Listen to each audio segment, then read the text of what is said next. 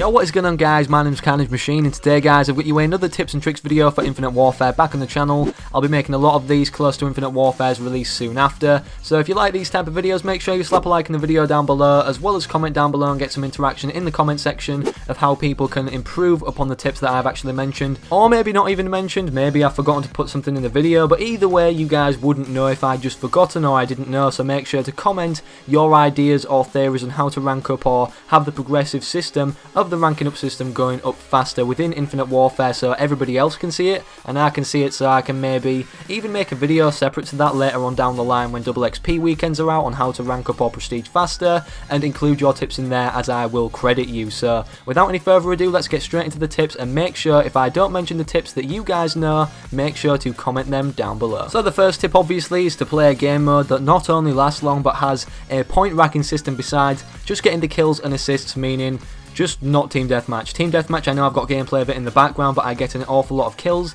Even if you can pull this off, I'd recommend an objective-based game mode, as if you are running around the map and know the map well, or know how to play the objective on that certain objective-based game mode very well, then you will be able to get capture points, defend points, say for a fact if you're playing domination, and you'll be able to rack up more points for actually just being in the same area, but being on a different game mode and standing in that same area, as it actually does something towards the ending or victory or defeat of the game, which everybody knows at the end of the day effectively rewards you with points for doing these things, and then you can get your score streaks quicker. However, score streaks don't usually actually get you a lot of points. They get you, I believe, a quarter or a fifth of an actual gun kill, so what I'd recommend is non-lethal score streaks while doing so, say for a fact the UAV, the counter UAV, as they will get you assists on top of the fact that you're not going to be getting kills that you could be getting with your gun out of the way by a score streak, and also the people you're going to want to kill that you maybe perhaps can't get to will go towards that UAV assist, and that will be kind of a substitute for the score streak kill,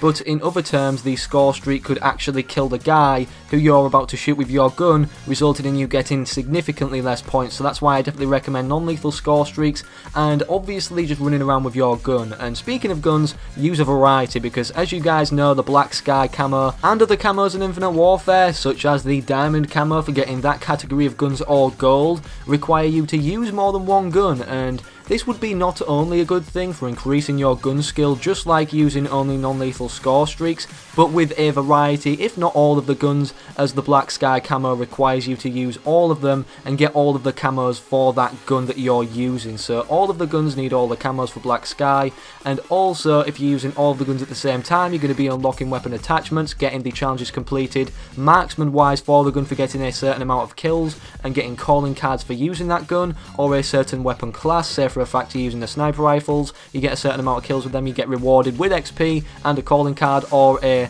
kind of emblem or whatever you want to call it. So it's definitely a very important thing to be using a variety of guns in Call of Duty, as then you can learn different playstyles, and then you can apply these to these objective based game modes of what works best out of everything in the game that you can possibly use. And that's why I recommend using most of, if not all of the guns in Infinite Warfare, cycling through them at the same time, or maybe if you want to have one assault rifle day, one assault rifle week, then having a submachine gun week where you get all the camos and attachments for the submachine gun category. I don't know, it's up to your personal preference of what you prefer to do, but I definitely recommend knocking the camo challenges out of the way and the gun attachment challenges out of the way as soon as possible, alongside just going for normal challenges as well. These actually get you significantly a lot of XP more than you anticipate when you're actually not going for challenges, if you actually go for the challenges recommended. As you guys know, there's always recommended challenges that you have the most progress towards. I recommend you guys just going for them and just trying and catering your playstyle or whatever you're doing to getting the XP reward for that challenge, as sometimes, or in most cases, it's like the third tier of the challenge and you're going to get like 5,000, 7,500 or 10,000 XP, which is definitely a big benefit to your rank and the pace that you actually go up ranks. The final tips I want to give you guys is basically just to use a variety of rigs also. So if you get used to using a variety of rigs, you'll figure out what works best personally for you without any YouTuber's persuasion of this is the most overpowered rig, because one day you might be using it and it might get nerfed and you might not catch a video that this overpowered rig has been nerfed, and then you just may think, well, this is rubbish, I'm not going to watch any more YouTube videos again again, but it's just the day that you missed the one of where that rig got nerfed, if you kind of understand what I'm saying right there. So use a variety, and you will also be looking character customization for that rig character, and thus earning yourself XP at the same exact time of getting these new character customization things or features for these rig characters or specialists in Infinite Warfare, or whatever you want to call them. And they're all the tips that I want to give you guys condensed into one small video about 5 minutes long. So thank you all for watching. Slap a like in the video down below if you enjoyed or want to keep referring back to this video